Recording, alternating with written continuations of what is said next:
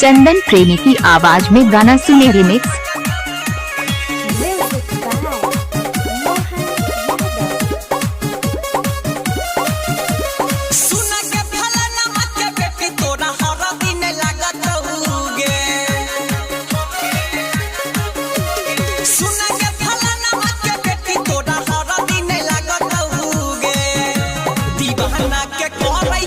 से खेलाबा रयब तोरा बहिनिया भागत उगे दीवाना के करै छी दिल से खेलाबा रयब तोरा बहिनिया भागत उगे। Radhika recording studio Saharsa.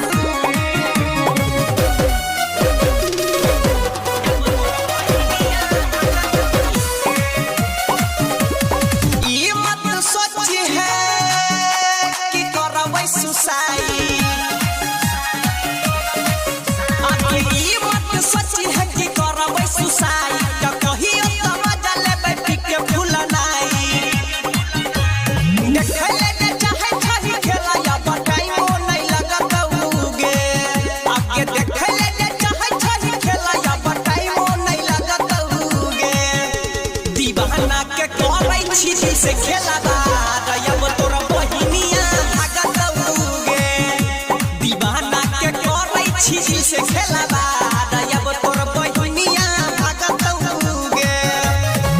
इलाका किसी का हो धमाका डीजे चंदन का होगा।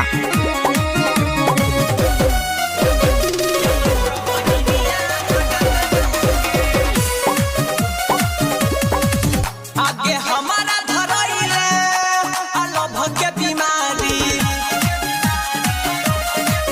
आगे हमारा धरैले अलभ के बीमारी बनी गेलै अपन तू भतरा के प्यारी कहै छौ किताबा पीरी सजा गंजा में दिया गतौगे आगे कहै छौ किताबा पीरी सजा गंजा में दिया गतौगे दीवाना के करै छी दिल से खेलाबा रयब तोरा बहिनिया भागत उगे दीवाना के करै छी दिल से खेलाबा रयब तोरा बहिनिया भागत उगे।